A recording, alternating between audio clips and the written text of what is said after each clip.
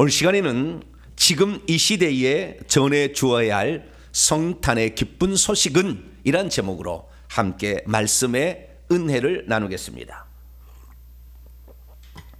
오늘도 거룩한 주일을 맞아 주님 앞에 나와서 예배하는 성도들과 또 온라인으로 함께 예배드린 모든 성도들을 사랑하고 축복합니다. 올해 겨울은 좀 늦어진 듯 합니다. 눈도 좀 늦게 오고 추위도 조금 늦게 와서 이제 조금 겨울 기분이 나려고 그렇게 하네요. 특별히 지난주에 교회 장식을 이렇게 성탄 장식을 하고 나니까 아유 이제 성탄절이 가까웠다라는 생각이 듭니다. 성탄절이라는 것은 저희 어렸을 때는 참으로 기다려지는 그런 순간이었고 설레는 그런 마음이었습니다. 저는 첫 번째 성탄절을 메시아라는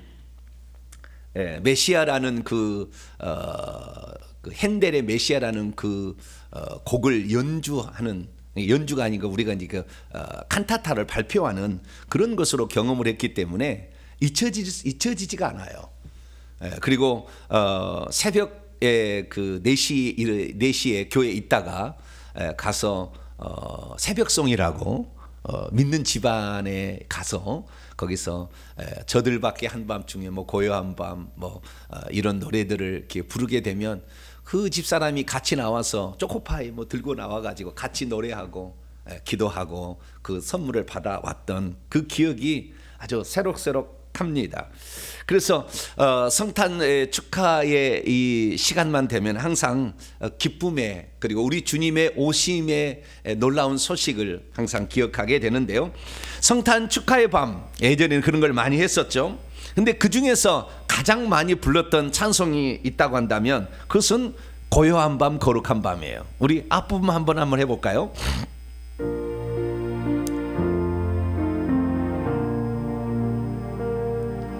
고요한 밤 거룩한 밤 어둠에 묻힌 밤 2절로 넘어갑니다. 천군 천사 나타나 기뻐 노래 불렀네. 왕이 나셨도다. 왕이 나셨도다. 그런데요, 이것은 옛날 통일 찬송가이고요, 이번에 새 찬송가로 바뀌면서 후렴 부분이 바뀌었어요. 예전에는 2절, 3절, 4절이 왕이 나셨도다 그랬는데요, 이번에 2절 새 찬송으로 바뀌면서 구주 나셨도다로 바뀌었어요, 후렴 부분이. 그러면 성탄절은 구주가 나신 것일까요? 왕이 나신 것일까요? 대입수능 시험에 나왔습니다. 1번을 찍을까요? 2번을 찍을까요? 찍기는 찍어야 되는데 후대 4번이 더 낫지? 모르겠네. 고대 4번이 더 낫나? 자, 우리가 왕이 나셨도다 해서 구주 나셨도다 이렇게 바뀌었어요. 그럼 성탄절은 왕이 나신 것일까요? 구주가 나신 것일까요? 예수님이 태어나기 전에 가브리엘 천사가 예수님을 잉태하려 하는 여자, 동정녀, 처녀 마리아에게 나타나서 한 얘기를 따르면, 그때 가브리엘 천사는 성령이 너 위에 임하시고 지극히 높으신 이의 능력이 너를 덮으니 그러므로 태어나실 바 거룩한 이는 하나님의 아들이다. 그러면 누가 태어나신 것입니까? 하나님의 아들이 태어났다 이렇게 말할 수 있잖아요. 그런데 또 이 예수 그리스도께서 태어나신 후에 주의 천사가 양떼를 치고 있는 목자들에게 가서 전해준 소식이 있었어요. 그 전해준 소식에 의하면 그때 주의 천사는 목자들에게 무서워하지 말라, 두려워하지 말라. 보라, 내가 온 백성이 미칠 큰 기쁨의 좋은 소식을 너희에게 전하노니 오늘 다윗의 동네 베들레헴에 너희를 위하여 구주, 소테르, 구주가 나셨으니 곧 그리스도이신 주님이다. 여기에 보니까 구주가 나셨다, 그리스도가 나셨다 라고 이렇게 얘기를 하고 있지 않습니까? 그러면 과연 우리는 성탄절을 어떻게, 누가 나신 것으로 이해를 해야 가장 잘 이해를 잘 하는 것이고, 또한 이 예수 그리스도의 탄생은 결국에 인류를 향한 하나님의 커다란 사랑의 실천인데, 구원받게 하기 위한 계획이신데, 이것이 어떻게 세상 속에서 복음으로 전파된 것일까요? 그래서 오늘 마태복음 1장의 말씀을 통하여 우리는 누가 태어나셨는가를 통하여서 우리를 구원하러 오신 예수 그리스도가 과연 누구신지를 다시 한번 점검하며 그분의 탄생을 기다리고 다시 오심을 기다리는 복된 성도가 되기를 간절히 바랍니다. 자, 오늘 본문 말씀은 어떤 말씀입니까? 주의 천사가 다윗의 자손 요셉에게 나타나 자신과 정혼한 처녀 마리아 데려오기를 두려워하지 말라고 하면서 그녀에게 잉태된 자는 성령으로 된 것이니 아들을 낳으면 그의 이름을 예수라고 하라라고 했으며, 그것은 선지자로 하신 말씀을 이루려 함인데 이는 하나님이 우리와 함께 함이다 라는 말씀을 이루려 함이었다라고 말했다는 말씀입니다. 아직 정혼한 상태의 마리아였는데, 아직 잠자리를 요셉과 하지 않은 상태였는데, 마리아는 대체 누구의 아이를 잉태한 것일까요? 왜 처녀가 아들을 낳는 일을 가리켜 마태복음의 기자는 하나님이 우리와 함께 하기 위한 표적이다 라고 말하고 있는 것일까요? 오늘 본 말씀은 BC 4년경 예수께서 마리아에게 잉태될 무렵 주의 천사가 나타나서 이 요셉과 정혼한 마리아에게 있어질 일들을 요셉에게 가르쳐준 그런 말씀입니다. 이때 요셉은 심히 고민을 하게 됩니다. 왜냐하면 자신과 정혼한 처녀가 아직 자신과 동거하기 전에 배가 불러왔다는 소문이 나기 시작했고요. 특별히 천사가 와서 이미 그녀는 아기를 잉태하고 있다라고 말해 주었을 때 깜짝 놀랐습니다. 그런데 이 요셉은 신중한 사람이었기 때문에 마리아의 잉태 사실을 떠벌리지 아니하고 조용히 파혼하려고 마음을 먹고 있었어요. 근데 그때 꿈을 꾸게 됩니다. 그리고 그 꿈속에서 주의 천사가 나타났어. 아마 가브리엘로 추정이 되는데요. 주의 천사가 나타나서 얘기를 해줍니다. 그 마리아에게 잉태된 아기가 누군지를 가르쳐 주는 거예요. 이 일을 생각할 때 주의 천사가 꿈에 따라서 말하기를, 다윗의 자손 요셉아, 내 아내 마리아 데려오기를 두려워하지 말라. 그녀 안에 잉태된 자는 성령으로부터 된 것이라. 그런데 그녀가 장차 아들을 낳게 될 것이니 너는 그의 이름을 예수라고 부르라. 왜냐하면 그가 자기의 백성을 그들의 죄들에서부터 장차 구원할 것이기 때문이라. 이렇게 말해 주었다는 것입니다. 이것은 마리아에게 잉태된 아이가 구약에 약속된 다윗의 자손으로 메시아이시며, 그녀에게 잉태된 자는 성령으로 된 하나님의 아들이다 라는 사실을 가르쳐 주었다는 거예요. 이어서 마태복음 기자는 이 모든 일이 된 것이 이사야, BC 700년경에 살았던 이사야가 7장 14절에 예언했던 말씀, 곧 처녀가 잉태하여 아들을 낳을 것이요 그의 이름은 임마누엘이라 하리라 하는 그 약속의 말씀이 성취된 것이라고 마태복음의 기자는 해설을 적어놓고 있습니다. 믿음이 있어도 잉태된 아이가 누군지를 잘 모르면 마리아가 잉태한 아이가 성령으로 잉태된 특별한 아이라는 것을 모를 수 있습니다. 믿음이 있어도 잉태된 아이가 누군지를 잘 모르면 주의 천사가 와서 가르쳐 주어도 그 사실을 고지 들으려 하지 않을 것입니다. 믿음이 있어도 잉태된 아이가 누군지를 잘 모르면 마리아가 잉태한 아이가 다윗의 후손으로서 약속된 메시아라는 것을 잘 모를 것입니다. 믿음이 있어도 잉태된 아이가 누군지를 잘 모르면 마리아가 잉태한 아이가 하나님의 아들이라는 것을 잘 모를 것입니다. 믿음이 있어도 잉태된 아이가 누군지를 잘 모르면 마리아가 잉태한 아이는 하나님이 우리와 함께하기 위해 오신 표적이라는 것을 잘 모를 것입니다. 믿음이 있어도 잉태된 아이가 누군지를 잘 모르면 마리아가 잉태하던 아이는 곧 하나님 자신이라는 것을 깨닫지 못할 것입니다.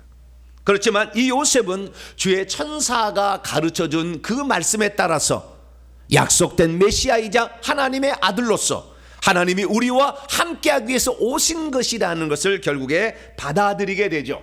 그래서 이 마리아를 빨리 자기 집으로 데려와서 함께 살다가 결국에 그 아이가 태어날 무렵에는 베들레헴의 호정령 때문에 베들레헴에 가서 그 아이를 낳아서 결국에 그 아이를 낳기까지 동침지 아니하고 그 마리아를 잘 보호해주고 또 아이를 낳아서 잘 길러주는 그런 사람이 되었습니다. 자, 그러면 우리가 여기에서 알 수 있는 사실은 결국에 요셉이 마리아의 정혼한 남편이었으나 아직 결혼이 그러니까 약혼은 했지만 아직 동거하기 전이죠. 결혼식 올리기 전이니까. 그런데 그때 잉태된 아이는 결국에 이 약속의 자손으로서 온 것이지만 요셉의 씨가 들어가지 않았잖아요. 결국에는. 그럼에도 불구하고 이 아이가 누구였는지에 대해서 정확히 천사가 가르쳐 주었어요. 그것은 다윗의 자손 요셉아 라고 얘기하므로 다윗의 후손으로 오실 특별한 아이다 라고 말해준 것이고, 아들을 낳을 것인데 성령으로 잉태된 것이다, 결국에 하나님의 아들이라는 것을 말해준 것이고, 그것은 곧 하나님께서 임마누엘 하시기 위해서 이 땅에 오신 것이다 라고 얘기하므로 그 아이는 궁극적으로는 하나님 자신이다 라는 것을 말해주고 있음을 알 수가 있습니다. 그래서 우리가 이 예수님이 누구냐, 예수님이 누구냐라는 것은 약속된 자손으로서 메시아다, 그리스도다. 그 다음에 그분은 하나님의 아들이다, 그리고 그분은 하나님 자신이다 라는 사실을 마태복음이 우리에게 들려주고 있는데, 놀라운 사실은 온 세상에 복음이 증거될 때 말이죠, 이 순서대로 증거가 돼요. 다시 말해서 예수님은 그리스도다 라고 먼저 증언이 되고, 두 번째는 예수님이 하나님의 아들이다 라고 증거가 되어지고, 마지막으로 지금 이 시대는 예수님이 하나님이시다 라는 것까지 증언되고 있다는 것입니다. 그것은 역사적으로 알 수가 있는데요, 첫 번째 보겠습니다. 이 마태복음 2장에 들어가게 되면 예수님이 탄생한 이후에 동방으로부터 박사들이 와서 예루살렘에 와가지고 유대인의 왕으로 태어나시니까 누구냐 하면서 이 헤롯 대왕이 질문을 던집니다. 그런데 헤롯 대왕은 자신의 자식이 아닌 또 다른 어떤 아이가 태어나서 왕이 태어났다고 하니까 위협을 느끼죠. 그래서 깜짝 놀랍니다. 성경은 뭐라고 얘기했느냐, 마태복음 2장 3절 보니까 헤롯 대왕과 온 예루살렘이 듣고 소동을 했다. 깜짝 놀라서, 이 소동했다는 말은 결국에 그 뜻이 뒤 흔들렸다는 거예요. 막 요동쳤다는 것입니다. 그 왜 헤롯 대왕과 온 예루살렘에 사는 유대인들이 요동을 쳤을까요? 유대인의 왕으로 태어났다는 얘기를 듣고. 소동했다는 그 단어를 헬라어로 보면 타라소라고 되어 있는데요, 이 타라소라는 단어는 함께 뒤흔들다, 그 다음에 분뇨를 일으키다, 어지럽히다, 불안하게 하다, 동요시키다, 이런 뜻을 가지고 있어요. 그러니까 헤롯 대왕과 온 예루살렘을 뒤흔들어 놓았다는 것이죠. 그때 헤롯 대왕은 자신이 낳은 아이, 자신의 지금 그 아들들이 지금 살아 있고 지금 나이가 모르겠습니다, 한 30살 가까이 됐을 거예요 다들. 그런데 지금 또 아이가 태어났다고 하니까 얼마나 깜짝 놀랐겠어요. 왜? 자신의 권자를 넘보는 사람이 태어났다. 그러니까 흥분할 수밖에 없죠. 그리스도가. 그런데 이 헤롯 대왕이 기가 막힌 것을 했는데요, 그때 헤롯 대왕이 유대인의 왕으로 태어났다는 얘기를 듣고 어떻게 이해를 했냐면, 그때의 율법의 전문가인 대제사장과 서기관들을 불러다가 뭐라고 질문했냐면, 그리스도가 어디에서 나겠느냐 라고 물어봅니다. 유대인의 왕으로 태어났다는 말을 그는 그리스도의 탄생으로 이미 알아들었어요. 결국에 왕이 곧 그리스도다, 그리스도가 곧 왕이다 라는 것을 알았다는 것이죠. 그래서 우리가 예전에 찬송가 109장을 부를 때 왕이 나셨도다, 왕이 나셨다 그랬잖아요. 이스라엘의 왕이 나셨다 이렇게 얘기했지 않습니까? 그것은 뭐냐면 이스라엘에서 태어났던 예수 그리스도의 아기 되심의 입장에서 표현하면 왕이 나셨도다 이렇게 하는 거예요. 그래서 왕이 나셨도다 이렇게 얘기한 겁니다. 그러면 온 예루살렘 사람은 왜 소동했을까요? 그것은 뭐냐면 하나님께서 이 이스라엘 민족이 BC 586년에 망해가지고 바벨론에, 그 다음에 바벨론에서는 메디아와 페르시아에, 그 다음에 헬라 제국에, 다시 로마 제국에 계속 나라가 멸망되어서 속국으로 살고 있었기 때문에 이 압제에서 우리를 건져줄 다윗과 같은 성군이 올 것이다라는 그 메시아 사상이 가득 차 있었어요. 그렇기 때문에 언제 그분이 우리에게 올 것인가 라고 생각했는데 헤롯 대왕이 그리스도가 태어났습니다, 그분이 어디서 태어난다고 예언되어 있는지 한번 찾아보세요 라고 얘기를 하게 되자 온 예루살렘이 소동한 거예요. 왜? 그 약속이 이제 이루어진 것이 아닌가라는 생각을 하게 된 거죠. 그렇기 때문에 이 예수 그리스도께서 탄생하실 때는 첫 번째는 하나님의 아들이 탄생했다고 얘기 안 했다는 거예요. 누가 탄생했다고요? 그리스도가 탄생했다 이렇게 얘기했다는 겁니다. 왜냐하면 이스라엘 민족에 있어서는 하나님의 아들이 오신 것보다 그리스도가 왔다는 것이 가장 충격적인 탑 뉴스로 신문에 보도될 만한 사건이었기 때문에 그런 거죠. 그래서 처음에 예수 그리스도는 누구라고 소개됐냐면은 유대인들에게 그리스도이십니다, 그분이 약속된 메시아입니다 라고 소개가 되었다는 거예요. 그렇기 때문에 나중에 이제 예수 그리스도께서 공생애를 마치시고 속죄사역을 마치시고 죽고 부활하 승천하셔 성령을 보내주시고 성령을 받았던 이 유대 그리스도인들이 복음을 전파할 때 예수님을 누구라고 유대인들에게 전했냐면 예수님은 그리스도이십니다 라고 전했다는 거예요. 사도행전에 들어가기 전에 먼저 보게 될 것은 이 이스라엘 사람들이 그리스도를 어떻게 생각했냐면 그리스도라는 것은 기름 부음을 받은 자인데 이것은 시편 2편 2절부터 6절까지 나온 왕을, 그리스도는 곧 왕으로서 시온산인 예루살렘에서 그 왕으로 등극한다라는 이 예언을 다윗이 썼거든요. 그래서 다윗의 후손으로 온다는 거죠. 그래서 많은 사람들은 예수 그리스도가 탄생했을 때 그리스도는 다윗의 씨로서 다윗이 살던 베들레헴에서 나올 거라 이렇게 생각을 했기 때문에 그때 당시에 예수 그리스도의 탄생을 알기 위하여 헤롯 대왕은 질문했고 결국에 베들레헴에 사람을 보내는 거예요. 그런데 우리가 여기서 알 것은 초대교회 성도들이 예수님을 어떻게 전했냐면 처음에요 예수님은 그리스도다라고 전했다는 거예요.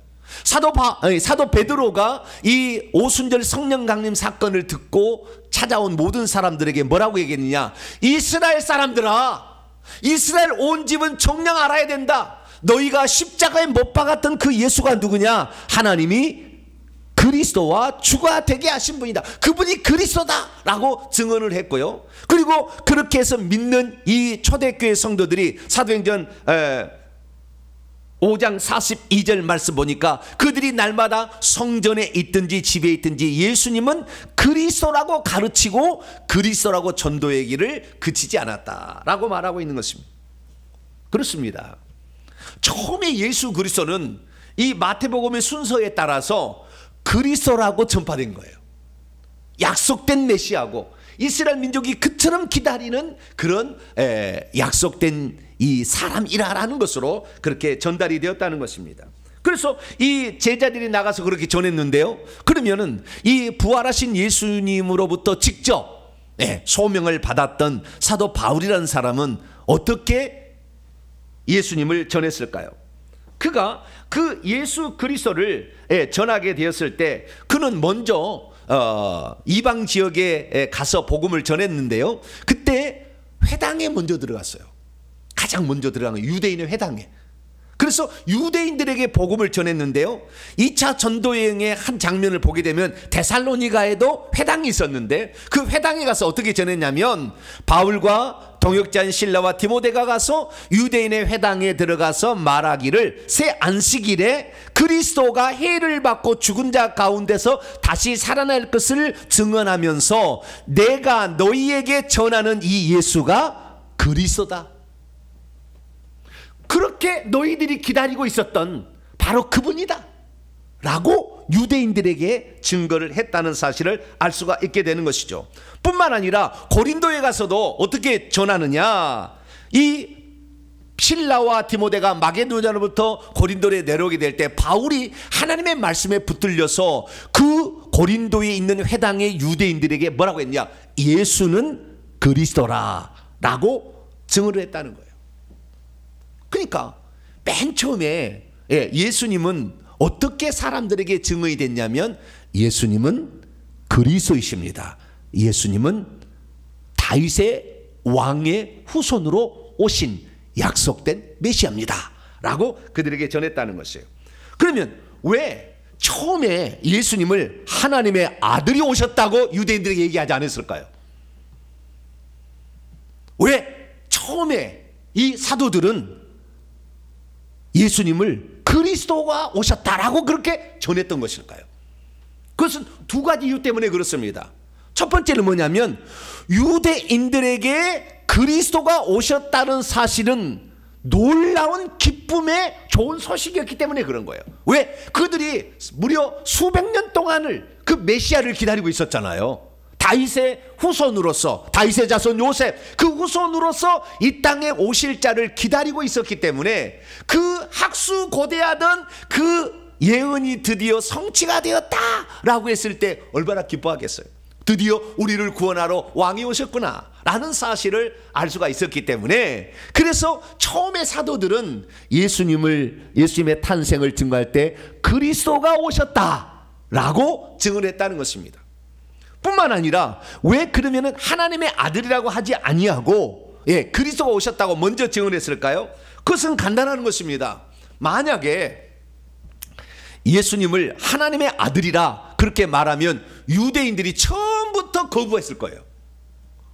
왜냐하면 유대인들은 신명기 6장 4절의 말씀에 의거하여 우리 하나님 여호와는 오직 하나인 여호와니 너는 마음을 다하고 성품을 다하고 뜻을 다하여 주 너의 하나님을 사랑하라.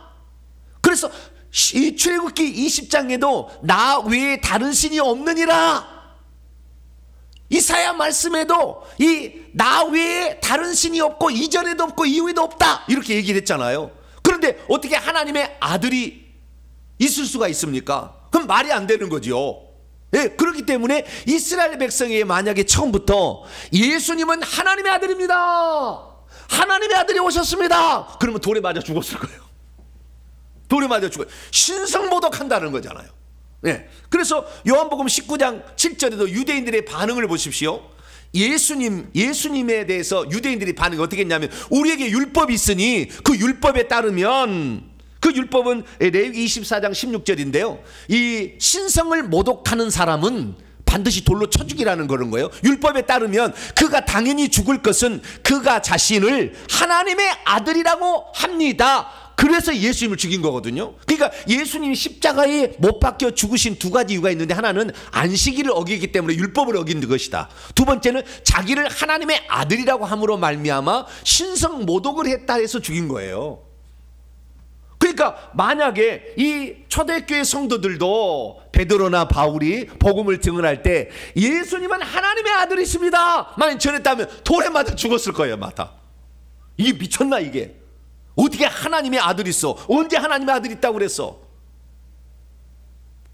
마태복음 4장 읽어보게 되면 예수님, 그러니까 하나님이죠. 하나님 그 한 분 하나님 곁에서 있다가 떨어졌던 사단도 네가 만일 하나님의 아들이라면 돌이 떡덩이 되라 본 적이 없다는 거예요. 하나님의 아들을 거기 있으면서 그 하나님 곁에서 있었는데도 그 하나님의 아들이 있는 걸 본 적이 없었어요. 사탄 마귀도. 유대인도 당연히 그런 것을 몰랐겠죠. 그런데 하나님의 아들이 오셨다 그러면은 어떻게 되는 거예요? 미친놈이라 생각하는 거죠. 그리고 신성모독한 거라고 생각한 거죠. 그래서 죽일 것 같으니까 이 사도 바울도 베드로도 유대인들에게 복음을 전할 때는 그리스도가 오셨습니다 라고 전했다는 거예요. 우리를 로마의 압제로부터 구원할 왕이 오셨습니다 라고 그렇게 전했다는 것입니다. 그래서 그것은 결국에 유대인들에게는 기쁜 소식이었기 때문에 그것이 유대인들에게는 아주 기쁜 소식으로 전달되어서 모든 사람들이 그것을 듣고 아 그렇습니까? 라고 율법을 찾아보고 진짜 예수님이 그렇게 삶을 살아갔을 때 그분을 그리스도로 영접하여 구원을 받는 역사가 일어났다는 것이죠. 그러니까 예수님을 유대인들에게 그리스도라고 전하면 그들이 관심을 갖고 귀를 기울이지만 예수님을 하나님의 아들이라고 하면 도리어 화를 당할 수 있었기 때문에 처음에 복음을 전할 때는 예수님을 뭐라고 전했느냐? 그리스도이십니다. 약속된 메시아이십니다. 라고 그렇게 전했다는 거예요.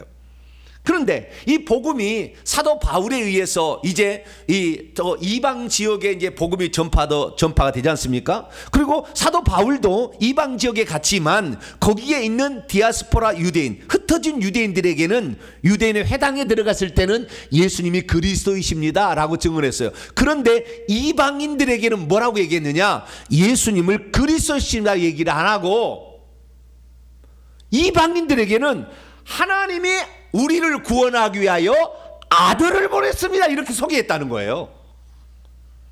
대표적인 것을 보자면은 데살로니가에도 유대인의 회당이 있었고 이방이 있었는데 그 이방인들에게 어떻게 복음을 전했는지를 데살로니가전서에 써놨어요. 그들이 우리에 대하여 스스로 말하기를 우리가 어떻게 너희 가운데 들어갔는지와 너희가 어떻게 우상들을 버리며 그 데살로니가에 있는 사람들이 어떻게 우상들을 버리고 하나님께로 되돌아와서 살아계시고 참되신 하나님을 섬기는지, 그리고 또 죽은 자들 가운데서 다시 살리신 그의 아들이 하늘로부터 강림하실 것을 너희가 어떻게 기다리는 것을 말하니 이는 장래 노하심에서 우리를 건지시는 예수다. 다시 말해서 이 예수님이 하나님의 아들이라고 이방인에게는 복음을 전했다라는 사실을 알 수가 있게 되는 것이죠. 뿐만 아니라 이방인들이 아주 많았던 고린도에 갔을 때 어떻게 복음을 전했느냐? 고린도 후서 1장에 보니까 우리 곧 나와 실로아너 실라와 디모데로 말미암아 너희 고린도 교회에 전파된 것은 하나님의 아들 예수 그리스도니 이는 예 아니고 아니람이 되지 아니하고 그에게는 예만 된다. 그러니까 이방인들에게 복음을 전할 때는 그리스도이시라고만 전한 것이 아니라 하나님이 아들을 보내서 그 아들이 우리를 구원하러 왔다라고 이렇게 전했다는 사실을 알 수가 있게 되는 것이죠. 바울이 고린도의 2차 전도행 복음 전도할 때 AD 55년경에 장차 로마에 가서도 살짝 스쳐가서 스페인 사바나로 복음을 전하러 가려고 할 때 편지를 보냈어요. 그것이 로마서예요. 근데 그 로마서에도 뭐라고 얘기했느냐? 성결의 영으로는 죽은 자들 가운데서 부활하사 능력으로 하나님의 아들로 선포되었으니 곧 우리 주 예수 그리스도다. 여기도 하나님의 아들이라 이렇게 소개를 하고 있는 것입니다. 자, 그러면 이 사도 바울은 유대인들에게는 그리스도께서 오셨다, 예수님은 그리스도다 이렇게 증언을 하고, 이방인들에게는 예수님이 그리스도라고 얘기를 적게 하고 예수님이 하나님의 아들이시다 라고 이렇게 바꾼 이유는 무엇일까요? 우리 여기에 아주 중요한 것을 우리가 알아야 됩니다. 우리가 왜냐하면 우리 또한 복음을 전해야 될 그런 사람들을 알고 전해야 되니까. 그러니까 복음을 전할 때 그 복음을 받으려 하는 사람이 어떤 사람인가에 따라서 예수님은 그리스도도 되시고 하나님의 아들도 되시는데 그 사람을 그리스도로 소개하기도 하고 어떤 사람은 하나님의 아들이라고 소개하기도 했다는 거예요.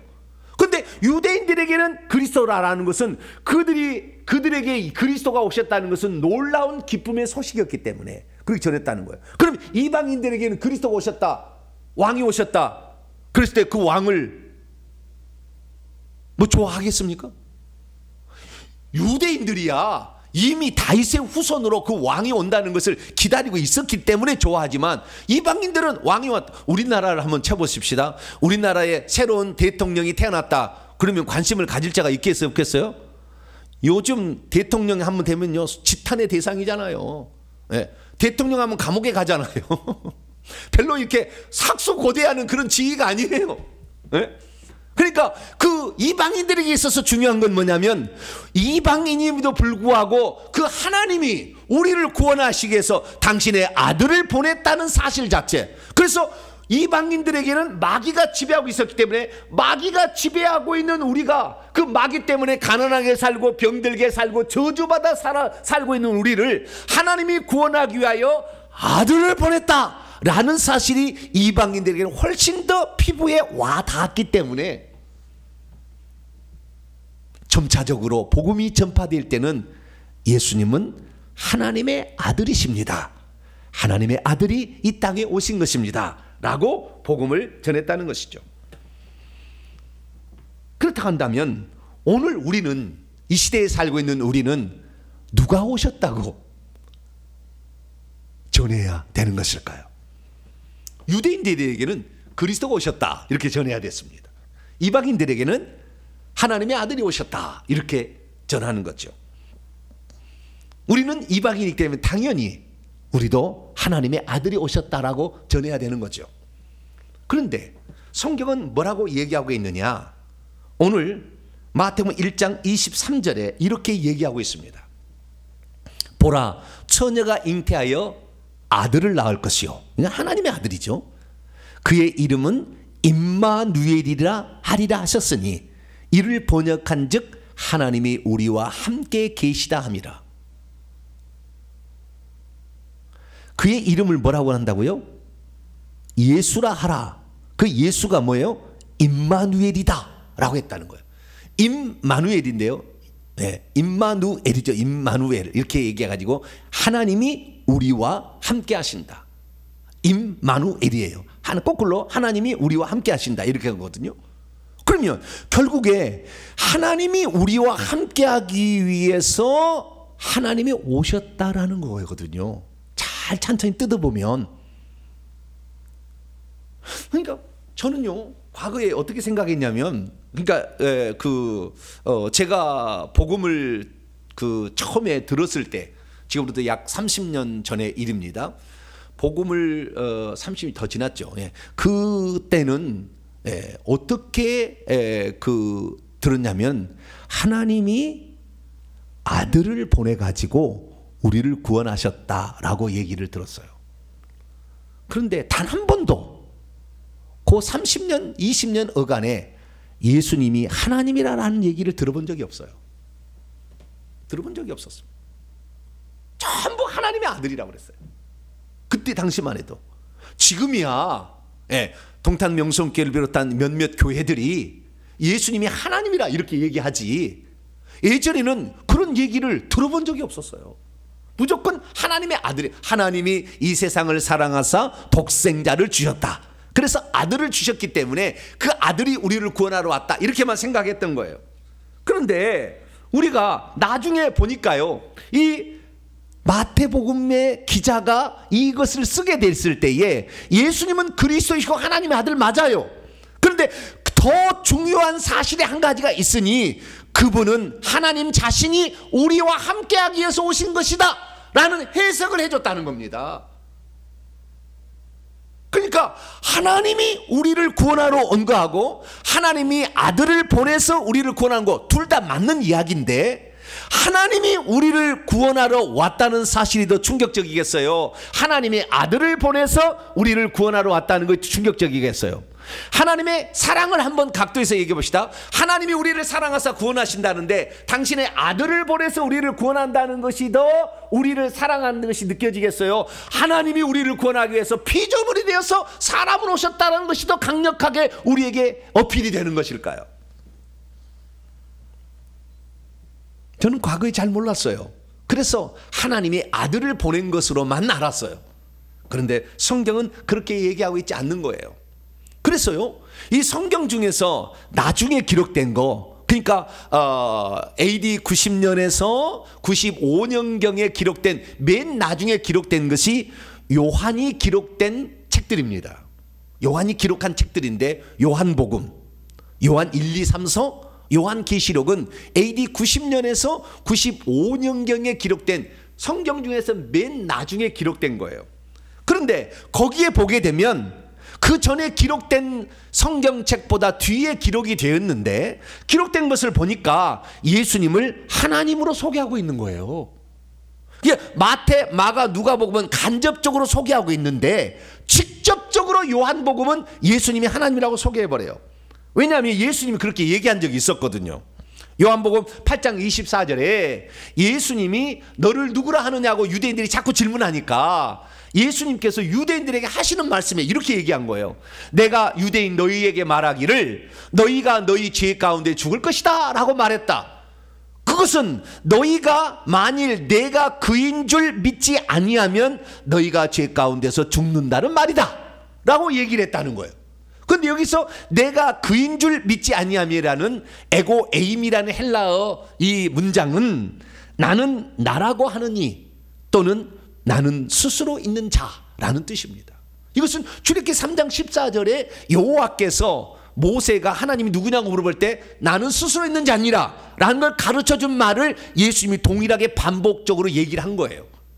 그러니까 우리는 어떻게 생각했냐면 그전에는 예수님을 그냥 하나님이 보낸 아들로만 생각을 했는데 예수님이 이 땅에 오셔서 직접 뭐라고 얘기했냐면은 나는 스스로 있는 자다. 내가 스스로 있는 한 분 하나님이란 걸 너희들이 믿지 않는다면 너희들은 여전히 죄 가운데 있을 것이다. 다시 말해서 하나님께서 인류의 죄를 속죄하기 위해서 사람이 되셨다는 것을 믿지 않는다면 너희는 여전히 죄 가운데 죽어서 지옥에 간다 라는 얘기를 들려줬다는 거예요. 뿐만 아니라 AD 90년에 기록되어서 이 에베소에서 기록해서 써놨던 요한 1서의 말씀에 의하면 또 아는 것은 이 요한이 말하는 거예요. 사도 요한이 하나님의 아들이 다달아서 우리에게 지각을 주시다는 것과 참된 자를 알게 하신 것과 그리고 참된 자 곧 그의 아들 예수 그리스도 안에 있는 것이니 이 참된 자 이분은 참 하나님 알레디노스 데오스 참 하나님이요 영생이라 라고 단도직입적으로 아예 정의를 해놨어요. 그리고 AD 95년경에 기록된 요한계시록에 의하면 예수님을 천국에 가서 사도 요한이 만나봤는데 그때 예수님 뭐라고 얘기했냐면 요한계시 22장 13절에 나는 알파와 오메가요 처음과 마지막이요 시작과 마침이라. 그런데 이사야서 44장 46장 48장에 보면은요 여호와께서 나는 처음이요 마지막이라고 그럽니다. 그 처음이요 마지막인 것을 예수님이 동일하게 나는 처음이요 마지막이요 알파와 오메가요 시작과 마침이라 하는데 요한계시 1장 8절에 보니까 주 하나님이 말하기를 나는 알파와 오메가요 전능자라. 다시 말해서 예수님이 주 하나님이다 라고 얘기한 것을 사도 요한이 천국에 가서 직접 듣고 온 거예요.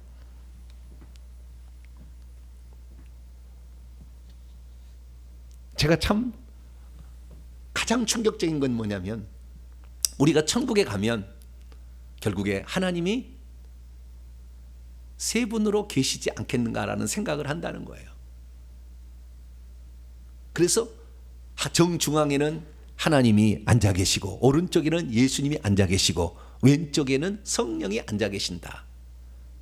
그러나 요한계시록 22장 1절과 3절 말씀 보세요.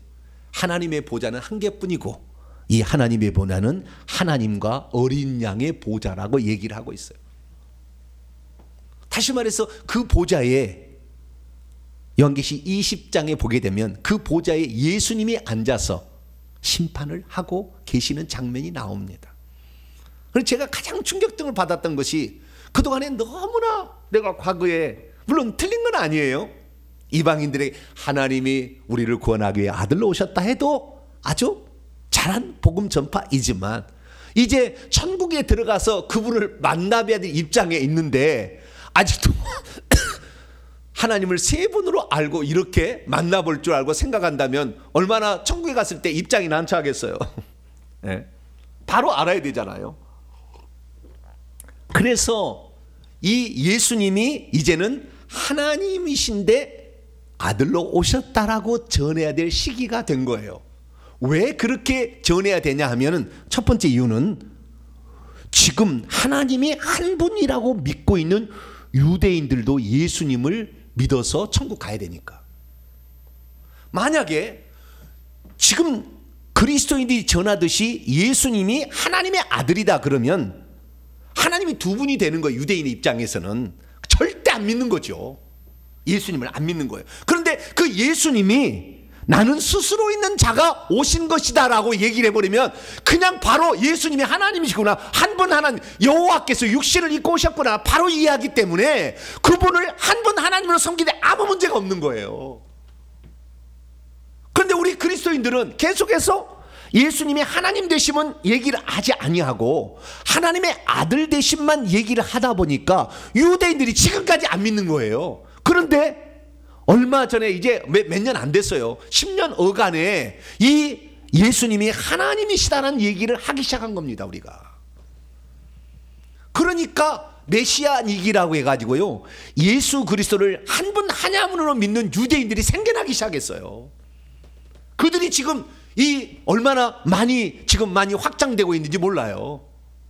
그래서 예수님을 하나님의 아들로 소개한다면 유대인들에게는 거치는 것이 되는 거예요.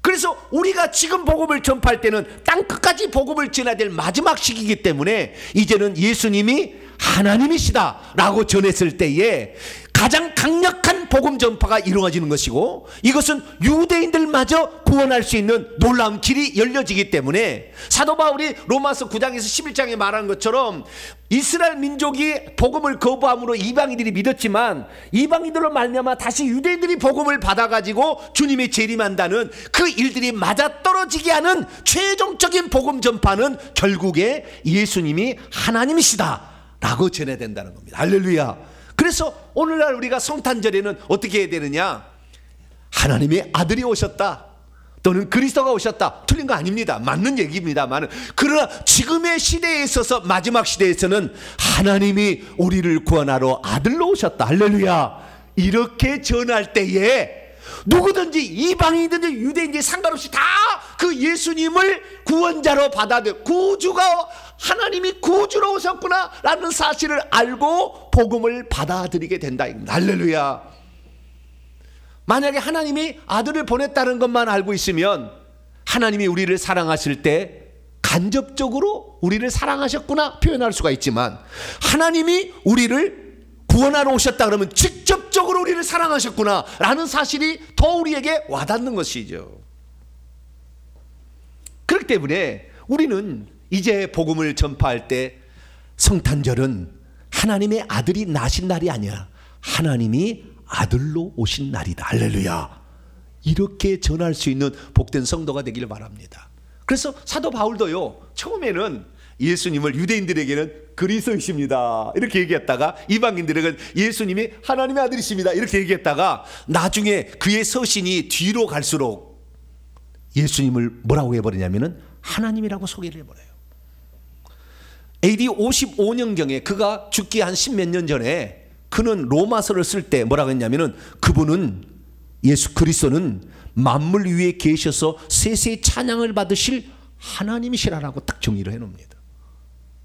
뿐만 아니라 이 에베소 2차 전도의 끝 무렵에, 그 무렵에 사도행전 20장 28절에는 에베소 장로들을 밀레도에 초청해서 설교를 하는데 마지막 유언처럼 말하는데, 그때 뭐라고 에베소 장로들을 감독자로 삼은 그 에베소 장로들이 뭐라고 얘기를 하냐면, 여러분을 위하여 또 온 양떼를 위하여 조심하십시오. 성령이 그들 가운데 여러분을 감독자로 삼았습니다, 장로들이요. 그리고 하나님이 자기의 피로 사신 교회를 치게 보살피게 하셨습니다. 하나님이 어떻게 피를 흘릴 수 있냐 그 말이에요. 피를 흘릴 수 없기 때문에 사람이 되어 오셔서 하나님이 자기의 피로 교회를 사셨다고 얘기를 하는 거예요. 뿐만 아니라 그가 로마의 감옥에 갇혀서 죽기 일보 직전에 AD 60 5년 그 근방에 마지막으로 썼던 디모데 전후서의 말씀 보면 디모데전 3장 16절에 뭐라고 얘기하냐. 크도다 경건의 비밀이여 그렇지 않다는 이 없도다. 그분은 육신으로, 하나님은 육신으로 나타난 바 되시고 만국에서 전파되시고 세상에서 믿음 바 되시고 영광 가운데 올려지셨다. 하나님이 육신을 입고 이 땅에 장막을 치셨다 라고 증언을 했다는 것입니다. 사랑하는 성도 여러분, 이제 주님이 오실 때가 얼마 남지 않고 우리가 천국에 들어가서 주님을 봐야 되는데, 하나님이 아들로 오셨다는 거 틀린 거 아니에요. 그 구속자적 경륜을 따라서 하나님이 아들을 보내신다고 약속한 것은 분명히 있기 때문에. 그러나 제가 몇 주 전에 설교를 했습니다. 왜 하나님이 먼저 만물을 창조하기 전에 아들을 낳았는가? 그것은 하나님은 볼 수 없는데 볼 수 있도록 하기 위해서 표현되어지는 것이 아들이었다. 그래서 하나님은 영원히 볼 수 없지만 아들을 통해서 하나님을 보게 하기 위하여 하나님은 먼저 아들을 낳으셨으니 아들은 표현된 하나님이라 라는 얘기를 드렸어요. 결국에 하나님께서 아들을 보냈다는 것도 맞는 얘기고, 결국에 하나님께서 아들로 오셨다는 것도 맞는 얘기인데, 이제 마지막 때에 누구든지 복음을 들어서 구원을 얻게 하기 위해서는 하나님이 임마누엘 하신 것을 전해야 될 때가 된 것입니다. 그래서 우리는 하나님이 나를 위해서 십자가에 죽으셨구나, 자기의 피를 흘리셨구나, 하나님은 피를 흘릴 수가 없으니까 그래서 사람이 되셔서 아들로 오셨구나 라는 사실을 받아들여서 그분의 사랑을 깊이 간직하시고 나를 위해서 기꺼이 사람 되어서 죽으셨던 그 하나님을 사랑할 수 있게 되기를 바라고, 이 사랑을 다른 사람도 알아서 그의 피로 그도 죄사함을 받아서 천국에 들어가서 그 보좌에 앉아 계신 예수님을 한 분 하나님으로 섬길 수 있도록 복음을 전파하는 저와 여러분이 되시기를 간절히 바랍니다. 거룩하신 하나님, 감사합니다. 복음이 처음 전파될 때는 유대인들에게 예수님이 그리스도라고 전파되었습니다. 그러나 점차적으로 이방인들에게는 예수님이 하나님의 아들이라고 전파되었습니다. 그러나 이제 주님이 오실 날이 가까우니 때 모든 사람들이 유대인이나 이방인이나 다 복음을 전해야 될 이 상황에서 우리는 예수님을 하나님으로 믿습니다. 이 땅에 하나님이 아들로 오신 그 예수 그리스도를 나의 구주로 믿어, 나의 구원자, 유일한 구원자로 믿어 그분이 계시는 천국에 우리도 들어가게 하시고, 그분이 인류를 위해서 행하신 그 가치 있는 희생을 가치 있게 만들 수 있는 저희들 되게 하시며, 다른 사람도 이 사실을 알고 예수님을 구주로 믿어 천국에 들어갈 수 있게 하는 우리 모두가 되게 해 주옵소서. 우리 주 예수 그리스도의 이름으로 기도하옵나이다. 아멘.